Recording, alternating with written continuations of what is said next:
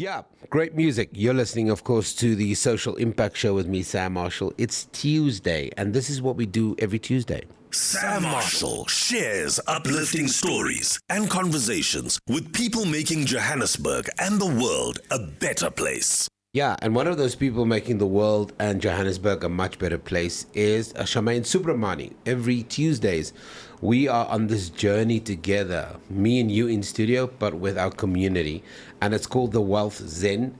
Charmaine, good morning. How are you? I'm great, Sam. It's good to be here. Yeah, I'm going to try and be very respectful of you because I know you've been going around telling people that I abuse you, which I don't appreciate. But Excuse me. you're throwing my name in the streets, man.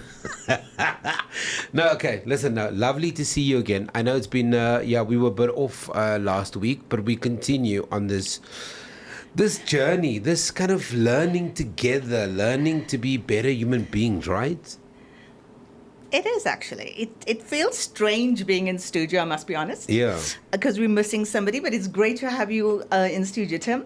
Welcome. I'm excited to work with you and together have the desired impact, Sam, because Sam's on this journey to make South Africa great, right? And we just on this train with you, Sam. So thank you for leading. I don't know if I'm on a mission to make South Africa great. I just think that there's a lot of great South Africans, and we need to start talking to each other, or else the dum-dums are going to take over the conversation.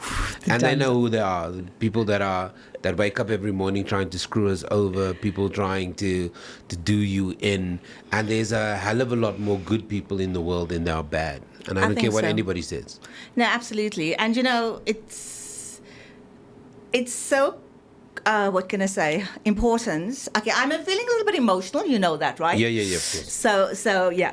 So let's talk about Al, because I think it's important to. We've now gone through this word wealth. As you remember, a couple of weeks ago, we started this conversation around what wealth means and how to unpack it, but then we went into detail. So the W is wisdom, the E was equity. The A was assets, Sam. Assets, and both from a social, self-care, personal development space to developing business, and then we went into equity. Well, that was the equity W. Sorry, that was the EA, and now we are going to L. And what's L? So L for me, from the definition of wealth, is liability and love, and. You know, Sam, you already touched on the whole concept of wisdom, the whole concept of equity, but equity more than just ownership, right? We spoke about fairness, being kind to oneself, being fair to the world. Equity in your relationships. Absolutely. And you made such a critical point just now, Sam, about allowing the dum-dums to take over. You know, if people truly love themselves and truly want to make a dynamic impact in the world, we wouldn't have so many fraudsters, so many people thriving in corruption, so many people gaslighting other people. So many people being led by their noses by pastors and everybody else, they trying to do them in. You know? Absolutely. And it's if the foundation, I know. I mean, I'm on decade 5, right? Or level 5, they call it. And so are you. Yeah, I'm also on level 5. So it's not just the technical experience. It's not just the academic experience. It's life experience that we actually have. And when the foundation is love and it's based on love, it's easier to be able to pour love into the world, and you'll question your wrongdoing if that is your true intention. It's all based on intention, right? Yeah. But can I just say this? You can say anything, Sam. This is your show. I just want to. I think that love also has an element of self-reflection. One has to have the ability to reflect. If one does not have the ability to reflect, I think one must learn how to reflect. I don't think somebody says, well, I don't know how to reflect. I don't think that's a full stop. I think what you can do is, I don't know how to self-reflect, but I can go and learn to start reflecting. Absolutely, Sam. I was going to say absolutely love, but yeah, I'll go with that too, right? Yeah, for sure. Yeah. You know, Sam, love is often misunderstood when it comes to, and everything starts with self. I mean, this is the journey. And if you look at WEAL, they're all interlinked. You can't look at it. You can't look at it in isolation. Definitely. Wealth creation is a whole lot of stuff that we need to bring together to be able to do There are it. a lot of elements. Absolutely. When you talk about self-reflection, it's about self-love and it's about self-awareness, right? And I'm going to give you a story, Sam. There was a time in my life when I did not love myself. I did everything from a point of guilt. And this was a long, long time ago. I was 19. I was in this really bad relationship where this guy, I didn't know the term then, but it was gaslighting you, right? Yeah, that's a new term. It's a new term, but Yeah. this is what this guy did. And it kind of broke my confidence. And then, he shot me and he killed my aunt and he shot my dad. And the reality is, after that, I was driven. I wanted to be successful. I wanted to achieve, but not for myself. It was to prove a point to others and to be able to numb the pain. Yeah. And you just focused. And there was no self-love. It was just guilt. You were Yeah. just doing and doing and doing. And there was no satisfaction, actually. It was just done from a place of, I've got to move forward. I need to move forward. I need to get this done. I need to get rid of the guilt. I need to do more for my parents. I need to do more from everything else. And I realized I was suffering from burnout. And as much as I was giving a lot, I wasn't giving to myself. Yeah. And it is so important. And when I needed to go through that phase to be able to explain to people how important it is to flip and love yourself. And it's not about, it's a feeling. It's about the actions because I love myself enough. And it's not arrogance. It's not when you talk about self-love, self-care, self-awareness. It's not from a place of arrogance, but it's from a place of self-preservation. Absolutely. Because if that is not the position point, how do I take care of myself? You cannot be anything to anybody else. You cannot. You cannot give what you don't have. You're just a zombie walking through this life. You can pretend. You can pretend. And I was in the pretend mode. I was always like a bubbly. I was blessed to grow up in a home where there was an abundance of love. And then I had this period where it was gone, literally. You know what I'm saying? And then I'm glad I went through it, actually. It kind of... I'm not glad for the experience, but I'm glad for being able to go, because I can tell people how important it is to be able to love. When you love yourself, Sam, nobody can break you. You're not looking for external validation. You know where you're going, and you're going to that place because you want to get there. Yeah. You're not proving to the world. And when you live in a place of external validation, you want to prove yourself To or the impress person sitting across from you. Absolutely, Or everybody in sundry. with I'll carry my Gucci bag, not because whatever. It made me feel good for that short period of time because people think I have a great life.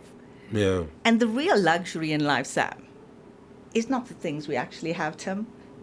It's about love and it's our internal peace. And if we can learn to regulate that through self-love, the world is your oyster. Yeah. No, I think it's an important conversation to have because I think there are many of us, even now, driving in our car where, and I'm not talking about doubt. Everybody has doubts. Everybody has moments where they're not 100%. Everybody has a moment where they're not on top of their game. We're talking about persistent, constant self-doubt, self-loathing, not loving yourself, always being the hardest person to be your own critic, your own worst critic. If that is a continuous pattern, that's not a good thing.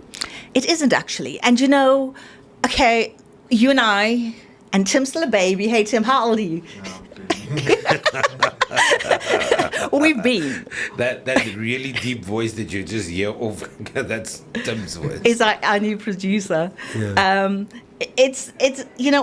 We've been on this journey, right? And our intention is to share our experiences and have these authentic conversations, just to allow the young ones or the younger generation, and even ours, our generation. The one thing I've learned now is that the older one gets one becomes more guarded about one's feelings, emotions. You become depending on the relationship you're in. Some relationships are great where you feel safe and you flourish and you can openly speak about what your challenges are, and some are not so safe, and so therefore you become guarded. And it's not just a women thing, it's a man thing too. Men become more guarded, men become more drawn in towards themselves, and then people go, yeah, he used to be such a great guy, but he's dealing with so much, well, she's dealing with so much. I don't want to make it gender specific, but adulting is hard. And so I love this idea that one has to start asking questions of oneself. And you have to. If you're living in a world where you're not self-reflecting, and if you don't know how to self-reflect, that's half of the battle lost, by the way. It's about learning, being courageous to do stuff, not worrying about what people are going to say about it. Do it from a place of joy. Do it from a place, yes, life is tough. Yeah, right? Adulting is tough. It is. Life is tough, but you have control over how you want to show up, right? 100%. You have control over how you want to 100. utilize your time. Build in 10, 15 minutes to care for yourself. Self-love is about self-care. Self-love is about making time for yourself. Self-love is about growth. Self-love is about building your confidence. Self-love is not living in fear and consistent doubt. You know, I was doing some research because Can I just add this? Absolutely, yeah. Before the research. And if you are, we're not talking about a silver bullet. If you are that person that lives in that space, go and get help. There are millions of people that are qualified to help you. Does that mean you might have to invest, pay a little bit of money, find a community support group, whatever it may be? The resources exist. This is not 1928. The resources exist online. There are communities even in your church. Go and find those people that have the skill set to be able to help you grow and develop this thing that you believe is missing. And you know what that is? The ability to take the step to go find the help. I define that as thank you for your courage. Because it takes a lot of courage to be able to do that. Most people are fearful because they're concerned as to what they'll be labeled. They are concerned as to what people will actually call them weak. There's no weakness. And here's the truth. The person that you believe cares a lot about you or the way you look, they don't. People don't care about you. They don't care about the way you look. We are too self-obsessed with, oh, my neighbor's going to say this. Even if they do, I mean, you're not there to hear it. But so what? What? If you can know who you are, that self-awareness, so what? know what is it that you want to achieve, utilize all of your resources, your time, your energy, whatever money you actually have to be able to grow yourself, pour love into yourself and to people out. Because, Sam, I know for a fact you can only give what you have. 100%. And it's important for you to replenish, to continue to give, not to everybody, to people that you choose to. Because the world, and I have to say it, and I've had tons of experience, primarily is full of takers. Yeah. You need to if you can set healthy boundaries, Sam, that's demonstrative of your love for oneself. And I think you're going to love this word. Ooh. I think what you need to do is audit who you give your time to. Because I know it's a combo of personal and business. Audit your circle of the takers. Audit your circle who you give to. Audit yourself. Audit your input, your value, so that you can come to some kind of plan in terms of who are the most important people in your lives. In your life, who are the ones that you can prioritize time for? Because I think that's going to be important. I completely agree with you. Audit. And what you'd often find is that we have control as to how we would choose to respond. Like you started the conversation. What did he say, Tim? That I was bad-mouthing him out there, right? Yeah, because you got my name in the streets, it's man. It's actually a joke. Impilo used to give us a hard time. You see, I could have taken, if it was somebody else, they would honestly believe that was the truth between us. But it's not, right? No, but blink twice if you believe me. Reality is, we often react to unnecessary stuff. We often give time because we don't sort of love ourselves enough to people that are not deserving of your time. Not everybody requires a response. And the ability... 100%. Say that again, please. Not everybody deserves or requires a response. Silence is a response. Yes. Do you know what I'm saying? 100%. And I think, Sam, you often ask me if the greatest takeaway from today would be if our listeners could go, I'm setting my boundaries. Yeah. I'm going to be so comfortable actually saying no, because the resources that I have, I'm going to prioritize for myself first, and whatever is left, I'm going to give to others. And when you replenish and when you have self-love and when you give daily routines to yourself in terms of meditation, in terms of things that make you happy, Sam, what does it do?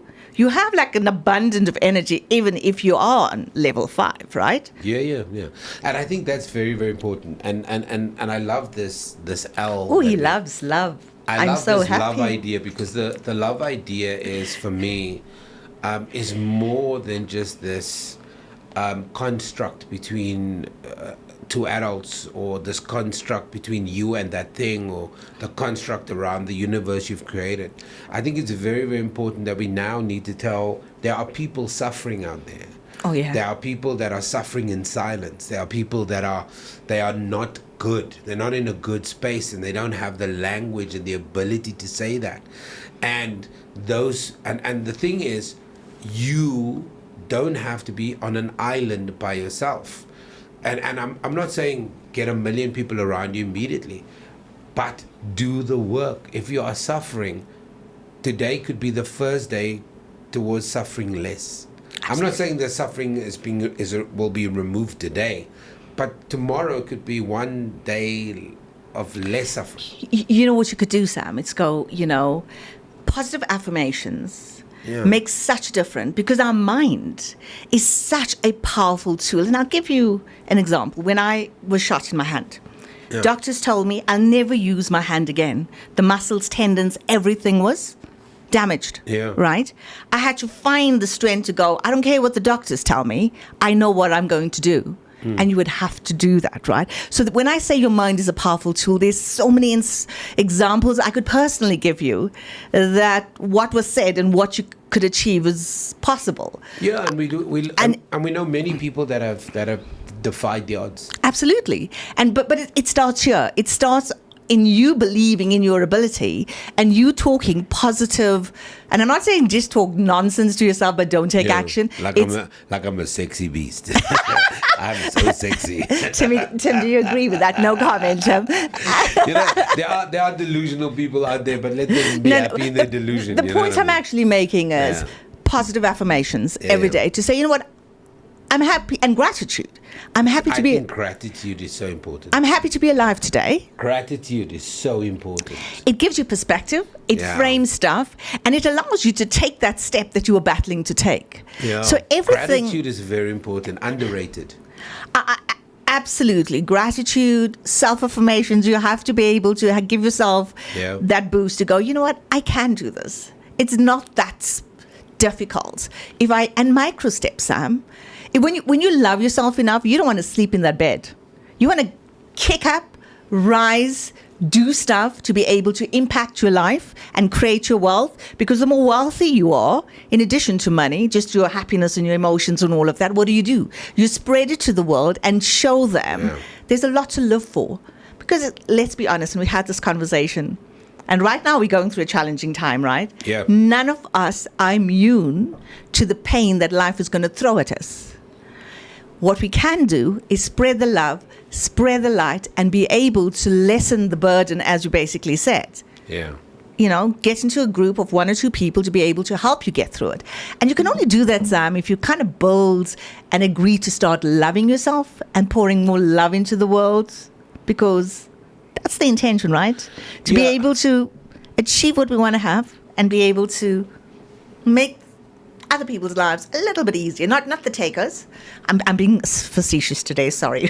But the reality is there are takers. There are people that have summed you up. They have, in their mind, they know that they've got the total value of you, and they are taking. Yeah. And there's something in you that knows that they are taking. But for whatever reason it may be, you're not doing the self-reflection, you're not doing the work, you're not recognizing that is currently happening to you. But there's something in you that says, I think I've got a best friend who's a taker, or I've got a brother and a sister who's a taker. I'm in a work environment where people are taking from me. And what did the conversation not last week, because last week we had in Pilo's memorial, the week thereafter, what we spoke about, in order to be an asset, you have to be an effective communicator. Yeah. You need to actually have those difficult conversations. That's how you create wealth, set your boundaries, and be able to love yourself. Because when you don't have those conversations, you feel resentment, right? And what does the resentment do? It takes away that emotion of love. And it manifests in just ordinary day-to-day things. Yeah. Mental, physical fatigue, all of that. It has an impact on who you are. And you are not in your peak condition to be able to go through the troughs of life with ease. Because you can. You can go through the trough of life with ease when you be able to build that resilience. And say no, have effective conversation. Love is an action. Self-love is an action. It's not a feeling. Yeah. And the final thing as we wrap up, there are always naysayers. Look, the message we are sharing with you every Tuesday, it's either for you or not for you. It's either it works for you, it doesn't work for you. We're not prescribing how you should live your life. We are saying that we're all human beings, and we all go through difficult things, and we're all not our best, and we're not optimally performing in the love department, in the companionship department, in whatever output you are trying to get to, whatever it may be. But I do think that conversation and the ability to talk to each other, the ability to voice the challenge that you're feeling, I think that might help one person today going, actually, I feel like that. I do feel a little bit lost. I do feel as if I'm going up against it. Yeah. And the idea is you're not alone. You're really not alone. No. It's when you see somebody smiling, when you see somebody's high energy, it doesn't mean that the life is perfect. They're choosing to show up in a way that creates a different vibe and energy, because it's important for everybody to move forward and progress in a way that's needed in the world. Right now, there's too much hate. Look at the wars. Look at the negativity. Look at what's spinning. And I'm glad you guys do the show to give more positivity out there. And we need more of it. Well, we try. So we're looking at L. We talked about love. And next week, we'll look at liability. Yeah. And we'll unpack what liability is. It's always a pleasure talking to you.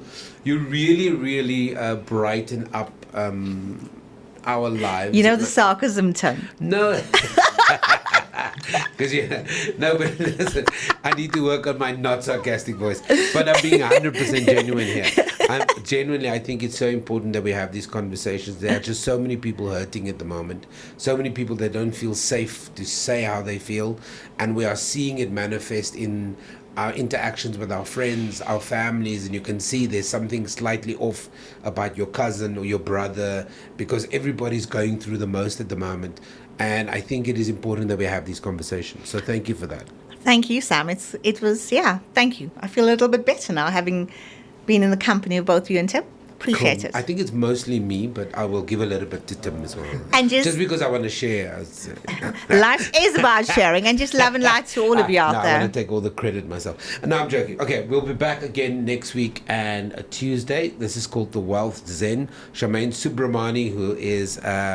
she runs the Each One Hold One Foundation. She sits on multiple boards. She's a mentor to many young people, runs a couple of businesses. So thank you very much for coming in, sharing your wisdom with us. And let's just try and be better. There's nobody, I think who said it the other day, I don't want to quote Rocky, but Rocky, Sylvester Stallone said, when life knocks you down, the only way is to get back up. And the only person you're competing against is yourself. Absolutely. Well said.